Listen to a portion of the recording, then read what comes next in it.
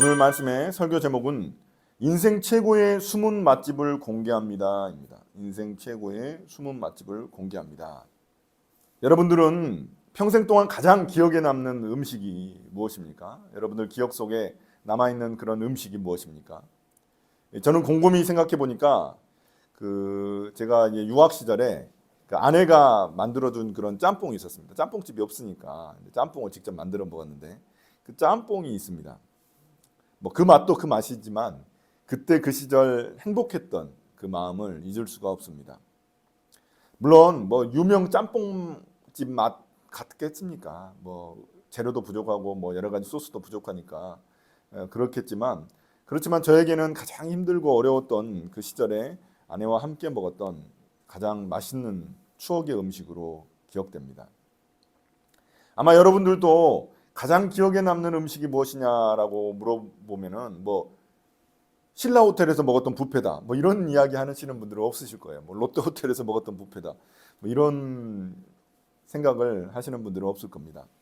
누구와 함께 있었느냐, 그리고 그 당시 내 상황이 어땠고 내 감정이 어땠는지에 따라서 우리의 기억은 달라집니다. 오늘 우리가 볼 말씀에도 음식이 등장합니다. 아마 제자들 인생에서 가장 기억에 남는 음식이 아니었을까 생각합니다. 그래서 이 이야기는 마태복음, 마가복음, 누가복음, 요한복음 모두에 등장하는 예수님의 기적입니다. 바로 빵 5개, 물고기 2마리, 오병이어의 기적입니다. 무엇이 제자들에게 이토록 기억에 남는 음식이 되게 했는지 한번 알아보는 시간이 되길 원합니다. 먼저 30절부터 33절입니다. 사도들이 예수께로 몰려와서 자기들이 한 일과 가르친 일을 다 그에게 보고하였다. 그때 예수께서 그들에게 말씀하셨다. 너희는 따로 외딴 곳으로 와서 좀 쉬어라. 거기에는 오고 가는 사람이 하도 많아서 음식을 먹을 겨를조차 없었기 때문이다. 그래서 그들은 배를 타고 따로 외딴 곳으로 떠나갔다. 그런데 많은 사람이 이것을 보고 그들인 줄 알고 여러 마을에서 발걸음을 재촉하여 그곳으로 함께 달려가서 그들보다 먼저 그곳에 이르렀다. 예수님은 막 전도 여행을 다녀온 제자들이 쉴 수 있도록 다른 곳으로 이동하게 하십니다. 그런데 언제 소문이 벌써 다 퍼져버렸는지 사람들이 벌써 와서 기다리고 있는 겁니다. 왜 이렇게 많은 사람들이 이렇게 이곳에 몰려왔을까요? 모두 다 삶의 문제들을 가지고 있기 때문입니다. 그 속에는 수많은 병자들이 있었을 겁니다. 또 너무 가난해서 굶어 죽기 일보 직전인 사람도 있었을 겁니다. 남에게 말하기 힘든 아픔과 고통에 괴로워하는 사람도 있었을 겁니다. 살기보다 죽는 게 더 낫다고 여기며 삶을 자포자기하는 그런 사람도 있었을 겁니다. 이런 사람들은 정말 절박한 심정으로 예수님을 찾아온 사람들입니다. 그러니 그들은 날이 저물 때까지 그 자리를 뜨지 않고 있습니다. 예수님이 계속 설교하시는데 그 설교를 듣고 있는 거죠. 35절입니다. 날이 이미 저물었으므로 제자들이 예수께 다가와서 말하였다. 여기는 빈들이고 날도 이미 저물었습니다. 이 사람들을 해쳐 제각기 먹을 것을 사 먹게 근방에 있는 농가나 마을로 보내시는 것이 좋겠습니다. 여기서 그들의 절박한 상황을 잘 표현해주는 단어가 등장합니다. 바로 빈들입니다. 빈들에 동그라미 치시면 빈들입니다. 빈들. 이 단어는 성경에서 광야라는 단어로도 사용됩니다. 광야입니다. 광야가 어떤 곳입니까? 대통령의 서재에 뽑힌 광야를 읽다라는 책에 이런 문구가 등장합니다. 우리는 지금까지 인생을 산에 오르는 것으로 생각했다. 어떻게 하면 더 높은 산에 오를 수 있을까? 어떻게 하면 남이 올라가지 않은 산에 올라갈 수 있을까를 고민했다. 그런데 사실 인생은 산에 오르는 것보다 광야를 지나가는 것과 더 많이 닮았다. 결혼하는 것이 산에 오르는 것이라면 결혼 생활은 광야를 통과하는 것이다. 아이를 낳는 것이 산에 오르는 것이라면 아이를 키우는 것은 광야를 통과하는 것이다. 직장에 들어가는 것이 산에 오르는 것이라면 직장 생활은 광야를 통과하는 것이다. 이처럼 광야를 지나는 것이 인생인데 많은 사람들이 산에 오르는 것처럼 등산화를 신고 로프를 들고 있다. 인생에서 광야가 더 많이 펼쳐져 있음을 안다면 사람들은 더 높은 곳을 향해 오르려고 발버둥 치지 않을 것이다. 더 빨리 올라가려고 애쓰지도 않을 것이다. 광야인 줄 모르고 산을 오르는 것처럼 살고 있기에 힘들고 지치고 낙심하는 것이다. 우리의 인생이 적막한 광야, 빈들입니다. 우리 역시 예수님을 찾아온 군중들처럼 여러 가지 삶의 문제를 가지고 있는 사람들입니다. 어떤 문제 앞에서는 속이 텅 비어버린 것처럼 무력감과 허무감을 느끼기도 합니다. 이 세상은 결국 홀로 살아가는 곳이구나 하며 깊은 외로움을 토로하기도 합니다. 또 앞으로 어디로 가야 할지, 어떻게 살아야 할지 몰라 두려움에 휩싸이기도 합니다. 이처럼 우리가 살아가는 세상은 무엇인가 결핍된 광야, 빈들과 같은 곳입니다. 우리가 잘 아는 찬송가가 있습니다.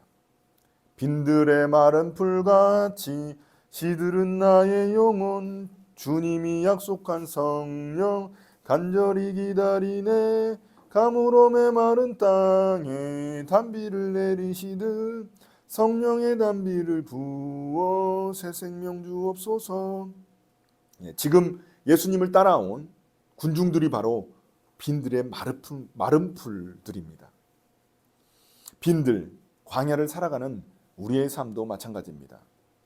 이런 빈들이자 광야는 무엇인가 결핍이 존재하기 마련입니다. 오늘 말씀에서도 그 결핍이 배고픔으로 등장하고 있습니다. 예수님의 말씀을 재밌게 듣다가 날이 어두워지자 제자들도 그리고 사람들도 물론 예수님도 배고파 하십니다. 그러자 제자들이 먼저 나섭니다. 그들은 예수님께 제안을 합니다. 사람들이 이제 저녁이 가까워지니까 흩어져서 저녁을 사 먹을 수 있도록 그렇게 하자고 말하는 것입니다. 예수님의 제자들도 너무나 무척 배가 고팠을 겁니다. 전도 여행을 막 마치고 돌아왔는데 그래서 또 어딘가 쉬려고 했는데 쉬지도 못하고 또 사람들이 막 몰려와가지고 거기서 또 사역을 하니까 얼마나 배고프고 힘들고 또 어려웠겠습니까? 지쳤겠습니까? 그러니까 저녁이 가까워지니까 좀 쉬고 싶은 마음이 들었던 겁니다. 음식을 같이 나눠 먹으면서 음식을 먹으면서 좀 편히 좀 쉬고 싶었던 그런 마음이었을 겁니다. 그런데 예수님의 대답이 좀 이상합니다. 37절입니다. 예수께서 그들에게 말씀하셨다. 너희가 그들에게 먹을 것을 주어라. 제자들이 그에게 말하였다. 그러면 우리가 가서 빵 200데나리온 어치를 사다가 그들에게 먹이라는 말씀입니까? 제자들 보고 이 사람들을 다 먹이라고 말씀하십니다. 이게 말이 됩니까? 남자들만 5천 명입니다. 그러니까 여자들하고 아이들까지 다 합치면 거의 2만 명에 육박하는 그런 숫자입니다. 그러니 제자들 입장에서는 이런 사람들을 어떻게 저녁을 먹일 수도 없고 그러니까 그냥 다 흩어져서 알아서 먹게 하는 것이 굉장히 합리적인 생각이죠. 굉장히 상식적인 생각입니다. 그런데 예수님은 그 수많은 사람들을 제자들에게 먹이라고 말씀하십니다. 황당하지 않겠습니까? 그러니 제자들은 이렇게 대답합니다. 200데나리온어치를 사다가 먹이라는 것입니까? 200데나리온이 얼마입니까? 당시 노동자 하루 품삯이 1데나리온입니다. 그러니까 지금으로 따지면 노동자 하루 품삯이 예를 들어서 10만 원이라고 치면은 200데나리온이면 약 2천만 원 정도 되는 돈입니다. 2천만 원어치 음식을 어떻게 사가지고 어떻게 그것을 사람들에게 먹이겠습니까? 말이 안 되지 않습니까? 그러니까 제자들의 대답은 굉장히 어이없어하는 그런 말투인 겁니다. 200데나리온을 사야 되는데요? 이렇게 말하는 거죠. 예수님 지금 장난하십니까? 이러는 거죠. 이런 뉘앙스입니다. 예수님의 명령이 너무나 상식적이지 않기 때문입니다. 그럼 왜 예수님은 이런 말씀을 하셨을까요? 이곳이 빈들, 광야라는 점을 주목해야 합니다. 광야는 우리가 살아가는 삶의 실존을 경험하는 곳입니다. 그러니 광야에서는 각종 시험들이 우리를 기다리고 있습니다. 이스라엘 백성들도 예수님도 시험을 겪은 곳이 바로 빈들, 광야입니다. 제자들은 예수님의 이런 얼토당토하는 질문을 받으면 먼저 왜 이런 질문을 하셨을까 고민을 했어야 합니다. 말도 안 되는 그런 대답이니까 그런 고민을 먼저 했어야 되는데 제자들은 그렇지 못했죠. 다른 의도가 있으실 것이다. 이런 생각을 좀 했었어야 됩니다.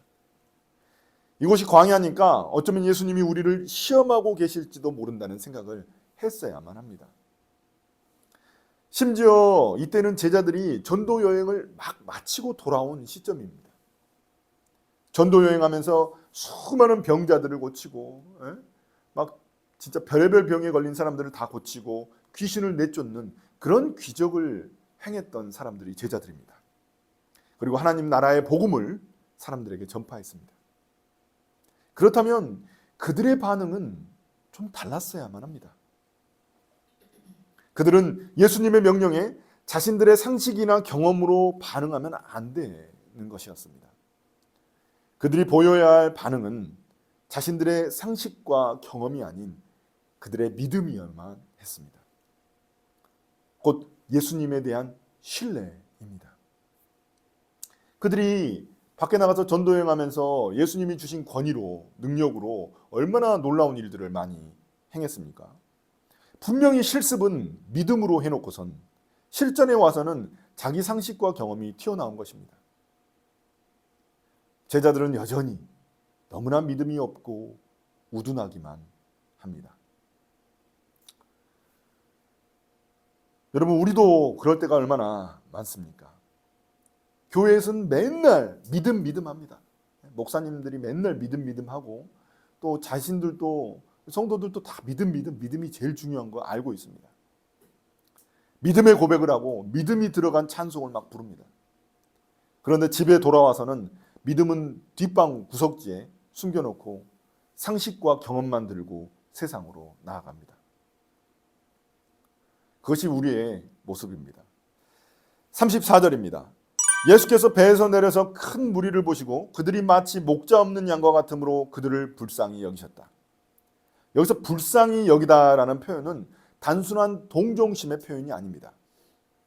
여기서 사용된 단어의 원래 의미는 창자가 끊어지는 고통을 의미하는 겁니다.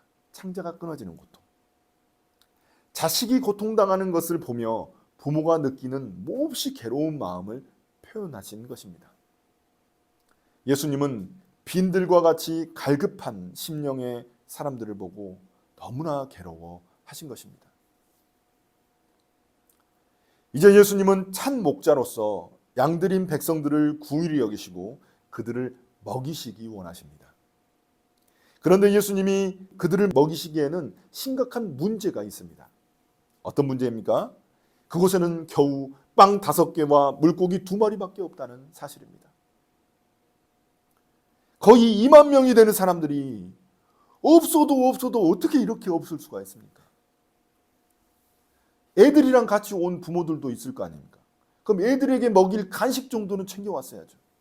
그런데 어떻게 빵 5개하고 물고기 2마리밖에 없습니까? 2만 명이 육박한 사람들인데요. 39절부터 40절입니다. 예수께서는 제자들에게 명하여 모두들 떼를 지어 푸른 풀밭에 앉게 하셨다. 그들은 100명씩 또는 10명씩 떼를 지어 앉았다. 예수님은 빵 5개와 물고기 2마리밖에 없지만 사람들을 푸른 풀밭에 앉게 하십니다. 마치 시편 23편을 연상하게 해줍니다. 여호와는 나의 목자시니 내게 부족함이 없으리로다. 그가 나를 푸른 풀밭에 누이시며 쉴 만한 물가로 인도하시는도다. 이처럼 참 목자 되신 예수님은 그들을 100명씩 50명씩 떼를 지어 앉게 하십니다. 마치 테이블을 세팅하고 사람들이 먹을 준비를 할 수 있도록 그렇게 공동체를 형성해 놓으신 겁니다. 그들의 모습을 보면은 마치 노숙자 쉼터에서 그 사람들을 이렇게 줄 서게 만들어가지고 이렇게 퍼주는 모습 있지 않습니까? 그것을 마치 보는 것처럼 보입니다. 무료 급식소처럼 보입니다. 얼마나 사람들의 옷이 초라하고 또 사람들의 그 상황이 얼마나 안타깝습니까? 푸른 풀밭에 앉아가지고 그냥 옹기종기 앉아있는 그런 모습들. 참 초라한 야외 잔치이고 야외 식당이고 초라한 음식입니다. 반면 우리가 주목할 사람이 있습니다. 바로 앞에, 이 말씀 바로 앞에 등장하는 헤롯 왕의 잔치입니다. 그의 잔치를 한번 볼까요? 그의 잔치는 너무나 화려합니다. 자신의 궁전에 지위가 높은 귀족들을 초청해가지고 화려한 생일 잔치를 펼칩니다. 산의 진미가 다 나오고 어디서 갈릴리 저 산골짜기에서 구해온 맛있는 음식, 저기 갈릴리 바다 깊숙한 곳에서 구해온 물고기 뭐 이런 거 구해오고 막 풍악이 울리면서 사람들이 즐깁니다. 예수님의 잔치와 헤롯의 잔치가 너무나 대조적입니다. 마가복음에서는 의도적으로 헤롯의 잔치와 예수님의 잔치를 대조해 놓은 것이죠. 차라리 예수님도 헤롯 왕처럼 화려한 잔치를 베푸셨으면 어땠을까요?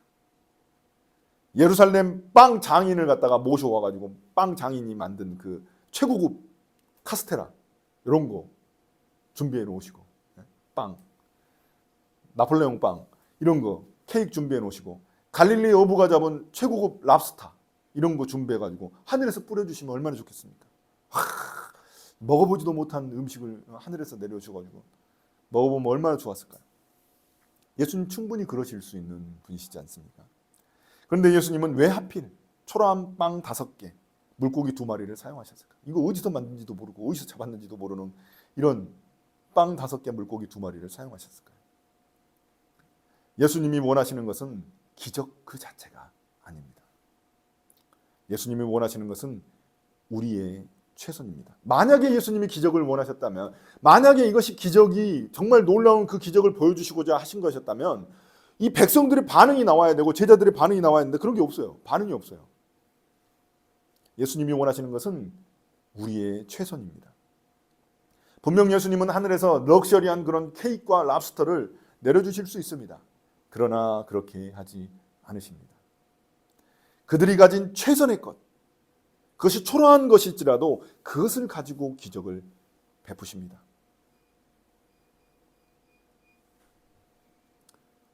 열왕기상 17장에 보면 사르밧 과부 이야기가 등장합니다.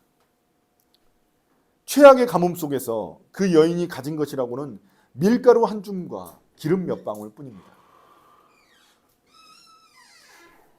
마지막 남은 그 양식을 먹고 아들하고 죽으려고 했습니다. 이 과부가 거의 다 떨어진 밀가루와 그 기름, 그것을 가지고 있었습니다. 그런데 엘리야가 나타나가지고 그것을 자신한테 주라고 요구합니다. 해도 너무하지 않습니까? 양심도 없지 않습니까? 엘리야도 양심도 없죠. 그런데 놀랍게도 그 과부는 자신이 가진 마지막 음식을, 그녀의 최선을 엘리야에게 가져다 줍니다. 그래서 놀라운 일이 벌어집니다. 그녀의 밀가루통이 밀가루가 가득 채워지고 병에 기름이 가득 채워져 가지고 마르지를 않습니다. 이것이 바로 하나님의 역사입니다. 우리가 할 수 있는 최선을, 우리가 가진 최고의 것을 주님께 드려야 합니다. 내가 가진 것이 가장 작은 것, 가장 초라한 것일지라도 내 전부를 주님께 드려야 합니다. 그래야 하나님이 일하시는 것입니다. 그러나 여기서 우리가 조심해야 할 부분이 있습니다. 예수님은 마법사가 아니십니다. 단순히 내가 작은 것을 드린다고 해서 그것을 큰 걸로 바꿔주시는 그런 분이 아니십니다. 엿장수가 아니십니다.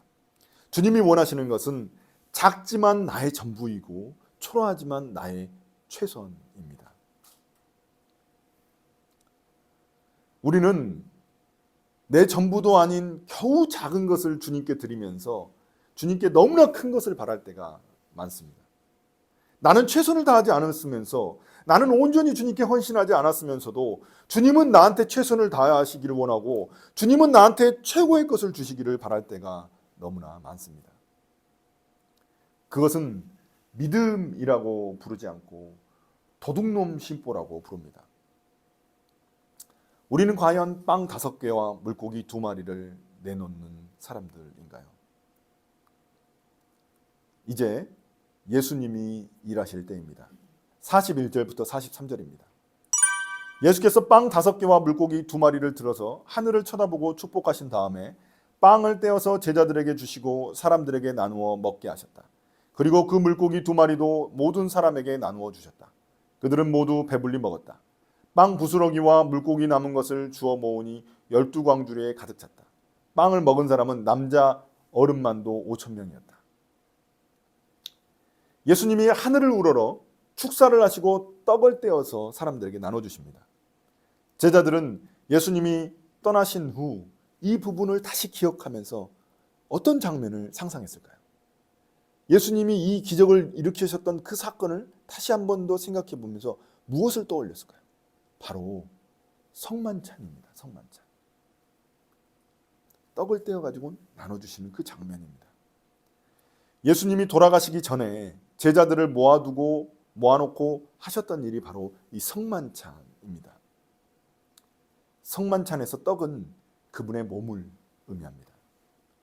이 오병이어의 사건을 통해 주님이 주시고자 하는 것은 단지 우리의 육적인 양식만이 아닙니다. 이 사건은 그 뒤에 숨겨진 본질적인 의미를 찾아야만 합니다. 예수님은 우리 영혼에 참된 양식을 주시고자 하신 것입니다. 그 양식이 바로 예수님 자신입니다. 우리가 먹는 육적인 양식은 어차피 바닥나게 되어 있습니다. 이 사람들 빵 5개와 물고기 2마리로 충분히 이제 다 나눠 먹고 나서도 조금 있으면 또 배고픕니다. 그러나 예수님을 먹는 자는 다른 것입니다. 이 오병이어의 기적은 예수님 자신을 먹으라는 초청이십니다. 어느 누구나 예수님을 먹고 하나님 나라의 잔치의 풍성함을 누리라는 것입니다. 헤롯의 잔치에 비하면 겉으로 보기에 너무나 초라한 잔치입니다. 그러나 헤롯의 잔치, 그 땅의 잔치와는 비교할 수 없는 하늘의 잔치가 바로 이 예수님의 잔치입니다. 헤롯 왕의 잔치를 보십시오. 겨우 소수의 귀족들이 자신들만의 어떤 음흉한 의도를 가지고 참석한 그런 잔치입니다. 그곳에서 방탕하게 먹고 마시며 무슨 일을 하였습니까? 앞에 여러분 잘 읽어보시면 앞에 묵상하신 분들은 아시겠지만 살로메, 즉 헤로디아의 딸이 춤을 춰가지고 침례 요한의 목이 달아나 버렸습니다. 그의 생일 잔치에서. 음식이 올라와야 할 쟁반에 피가 철철 흐르는 침례 요한의 목이 올라오고 말았습니다.